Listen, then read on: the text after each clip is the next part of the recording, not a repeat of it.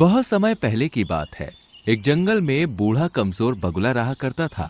बगुला इतना कमजोर हो चुका था कि अब उसे शिकार पकड़ने में भी बहुत समस्या उठानी पड़ती थी।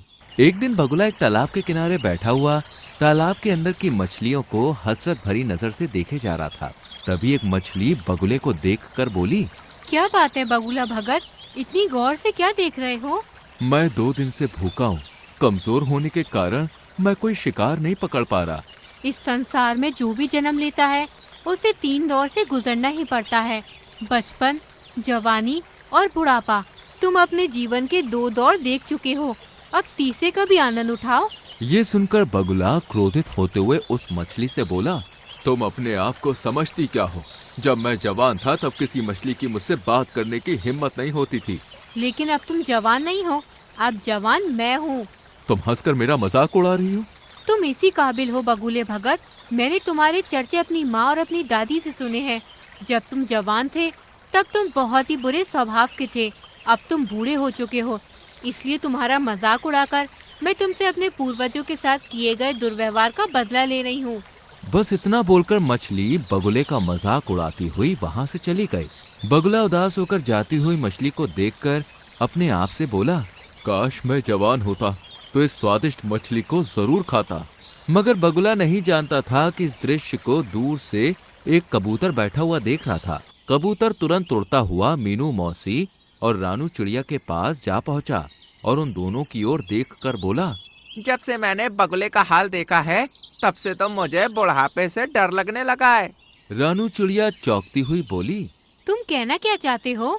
रानू, आज मैंने तालाब के किनारे एक बूढ़े बगुले को देखा। मैंने देखा कि किस तरह से एक मछली उसके बुढ़ापे का मजाक उड़ाती हुई वहां से चली गई। वो बेचारा बगुला 2 दिन से भूखा है। कबूतर की बात सुनकर रानू चिड़िया उदास होती हुई मीनू मौसी की ओर देखकर बोली, मीनू मौसी, क्या हम भी जब बूढ़े हो जाएंगे तो क्या हमारा भी हाल बगुले की तरह होगा? नहीं रानू, ऐसा कुछ नहीं होगा, क्योंकि हम सभी अपने बुढ़ापे का इंतजाम करके चलेंगे। और रहा सवाल उस बगुले का, तो उसके बारे में सुनकर मुझे बुरा लग रहा है, लेकिन कोई भी किसी का ऐसे ही मजाक नहीं उड़ाता। ये सुनकर रानू चौंकती हुई बोली, आप कहना क्या चाहती हैं मीनू मौसी? देखो, कबूतर ने केवल उस बगुले का बुढ़ापा देखा है, क्या पता वो जवानी में कैसा हो। जो भी हो मीनू मौसी, हमें उस बगुले की मदद करनी चाहिए। हम उसकी मदद भला किस प्रकार से कर सकते हैं? हम तो स्वयं कमजोर पक्षी हैं और हम सब शाम तक मेहनत करके बड़ी मुश्किल से स्वयं अपना पेट भर पाते हैं। इतना बोलकर मीनू मौसी वहां से चली गई। मगर रानू चिड़िया के दिमाग में बार बार बेचारे उस बूढ़े बगुले का विचार आ रहा था। रानू चिड़िया इसी उधेड़ बुन में उड़ती हुई जंगल के दूसरे छोर पर जा रही थी कि तभी उसकी नजर एक चील पर पड़ी। रानू चिड़िया ने देखा कि उस चील के इर्द गिर्द बहुत सारे पक्षी गोल घेरा बनाए हुए बैठे थे। अरे, ये चील तो हमारे जंगल की नहीं लगती। और ये सारे पक्षी इस चील के सामने सम्मान पूर्वक क्यों बैठे हुए हैं? मुझे जाकर पता करना चाहिए। रानू चिड़िया उड़ती हुई उस चील के पास पहुंच गई और वहां बैठे हुए काले कौवे से बोली, काले कौवे, आखिर हमारे जंगल के सारे पक्षी इस चील के सामने क्यों बैठे हुए हैं? और ये चील तो हमारे जंगल की नहीं लगती। रानू, ये कोई मामूली चील नहीं है, बल्कि चमत्कारिक और विचित्र चील है, जो दूसरे जंगल से भ्रमण करती हुई यहाँ तक आई है। कुछ दिनों बाद ही यहाँ से चली भी जाएगी। जितने भी पक्षी यहाँ मौजूद हैं, उनकी कोई ना कोई समस्या है। वो सब अपनी समस्याओं का समाधान करवाने के लिए इस चील के पास बैठे हैं। रानू चिड़िया हंसते हुए काले कौवे से बोली, मुझे तुमसे ऐसी अंधविश्वास भरी बातों की उम्मीद नहीं थी। नहीं रानू, मैं स्वयं अपनी आंखों से इस चील का चमत्कार देख चुका हूँ। तभी वो चील रानू चिड़िया की ओर देखकर बोली, मैं कोई पाखंडी चील नहीं हूँ। मुझ में वास्तव में चमत्कारिक शक्तियाँ हैं। मैं कैसे मान लूँ? तो फिर तुम मुझे बताओ, तुम क्या देखना चाहती हो कि तुम्हें विश्वास हो जाए कि मैं एक चमत्कारिक चील हूँ? हमारे जंगल में एक बगुला बूढ़ा हो चुका है।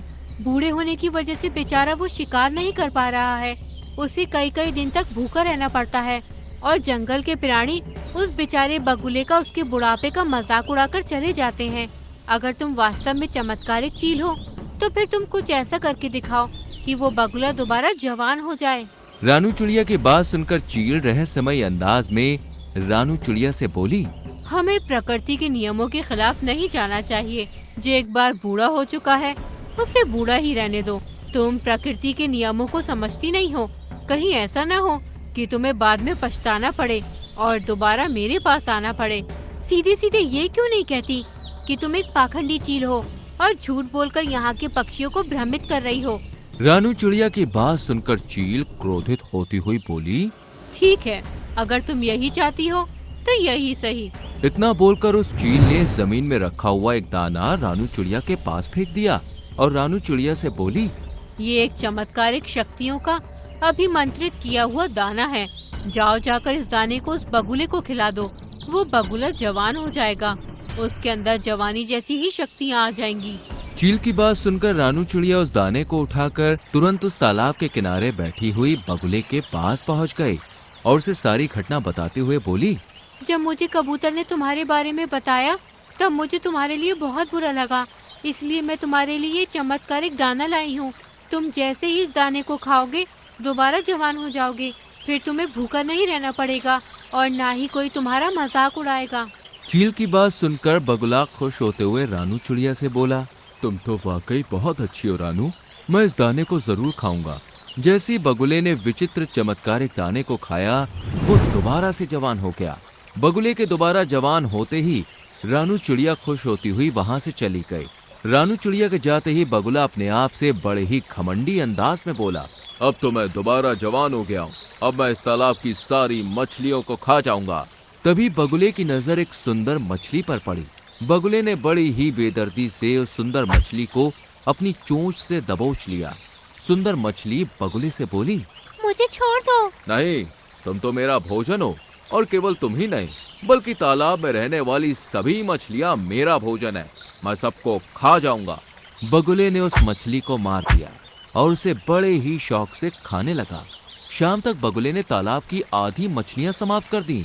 जो मछलियां उसे स्वादिष्ट लगती वो उसे खा जाता और जिन मछलियों में उसे स्वाद नहीं लगता तालाब के किनारे उन्हें फेंक देता और वो मछलियां तड़प तड़प कर मर जाती। अगले दिन कबूतर अपने पुत्र जो कि एक बच्चा था उसके साथ वहां से गुजर रहा था। कबूतर अपने पुत्र को उड़ना सिखा रहा था। तभी उसकी नजर बगुले पर पड़ी जो कि जवान हो चुका था। कबूतर अपने बेटे के साथ तुरंत उस बगुले के नजदीक पहुंच गया। तुम्हें जवान देखकर मुझे बहुत ही अच्छा लग रहा है। तभी कबूतर की नजर वहां मरी हुई मछलियों पर पड़ी। ये तो तालाब की मछलियां हैं। बगुला उदासी से कबूतर से बोला, पता नहीं कल रात क्या हुआ, सारी मछलियां तालाब से बाहर आ गईं और अपने आप तड़पते तड़पते मर गईं। ये तो बहुत बुरा हुआ। वैसे भी मछलियां तुम्हारा बहुत मजाक उड़ाती थी। अच्छा सुनो, मुझे एक बहुत जरूरी काम है और ये मेरा छोटा बेटा है, मैं इसे उड़ना सिखा रहा हूँ। क्या तुम कुछ देर के लिए इसका ख्याल रख सकते हो? हाँ हाँ, क्यों नहीं, तुम आराम से जाओ और अपना काम समाप्त करके आना, तब तक मैं तुम्हारे बेटे का ख्याल रखूंगा। कबूतर वहां से चला गया। बगुला कबूतर के उस नन्हे बच्चे को गौर से देखने लगा। सच तो ये था कि उसके मुंह में पानी आ रहा था। वो मन ही मन में बोला, जब मैं जवान था तब मैं कबूतरों का मांस बड़े ही शौक से खाया करता था। कबूतर का मांस मेरा पसंदीदा मांस था। खैर कोई बात नहीं, अब मैं दोबारा जवान हो गया हूँ, क्यों ना मैं इस कबूतर के बच्चे का मांस चख लूं। तभी वो कबूतर का बच्चा बड़ी मासूमियत से बगुले से बोला, क्या हुआ? आप मुझे इतनी गौर से क्यों देख रही हैं? तुम्हें देखकर मेरी भूख और बढ़ती जा रही है। इतना कहकर बगुले ने अपनी चोंच से उस कबूतर के बच्चे को बड़ी ही बेदर्दी से मार दिया और उसे खा गया। कुछ देर के बाद जब कबूतर वहां पर आया तो अपने बच्चे को ना पाकर वो बगुले से बोला, अरे मेरा बच्चा कहाँ गया? तभी तालाब से एक मछली निकलकर बाहर आ गई और कबूतर से बोली, तुम्हारे बच्चे को यही बगुला भगत खा गया है। ये सुनकर कबूतर अविश्वास भरी नजरों से बगुले की ओर देखने लगा। तभी बगुला अकड़ता हुआ कबूतर से बोला, हाँ हाँ खाया है, तो इसमें समस्या क्या है? मुझे मांस पसंद है और तुम्हारे बच्चे का मांस मुझे बहुत ही ज्यादा अच्छा लगा, इसलिए मैं उसे खा गया। ये तो बहुत गलत बात है। तो तुम क्या कर लोगे? तुम मेरा मुकाबला नहीं कर सकते। समझ गया, इसका मतलब इस तालाब के अंदर रहने वाली मछलियों को भी तुम नहीं मारा है। इतना बोलकर कबूतर उड़ते हुए रानू चिड़िया के पास पहुंच गया और उसे सारी घटना बताते हुए बोला, मुझसे बहुत बड़ी भूल हो गई रानू चिड़िया, वो बगुला बूढ़ा ही सही था। मुझे तुम्हारे बच्चे की मौत के बारे में सुनकर बहुत बुरा लग रहा है और मुझे अपने ऊपर पछतावा भी हो रहा है। उस चील ने बिल्कुल सही कहा था, हमें प्रकृति के नियमों के साथ छेड़छाड़ नहीं करनी चाहिए।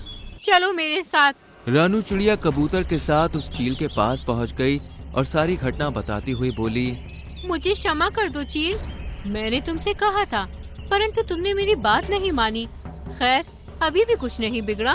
इतना बोलकर उस चील ने एक और दाना रानू चिड़िया के सामने फेंक दिया। इस दाने को उस बगुले के ऊपर फेंक देना, वो दोबारा बूढ़ा हो जाएगा। रानू चिड़िया तुरंत उस दाने को लेकर उस बगुले के पास पहुंच गई और ऊपर से उसने वो दाना बगुले के ऊपर फेंक दिया। दाना शरीर से स्पर्श होते ही बगुला फिर से बूढ़ा हो गया। अरे ये मेरे साथ क्या हो रहा है? मैं तो फिर से बूढ़ा हो गया। तभी रानू चिड़िया क्रोधित होती हुई बगुले से बोली, तुम बूढ़े ही अच्छे लगते हो बगुले, जो मैंने भूल की थी उसे मैंने सुधार दिया। इतना बोलकर रानू चिड़िया वहां से चली गई और बगुला दोबारा बुढ़ा और कमजोर हो गया। तो दोस्तों, कैसी लगी आपको हमारी ये कहानी? अगर कहानी अच्छी लगी हो तो वीडियो को लाइक कीजिएगा, चैनल को सब्सक्राइब कीजिएगा और हाँ, कहानी अपने दोस्तों के साथ शेयर करना तो बिल्कुल मत भूलिएगा।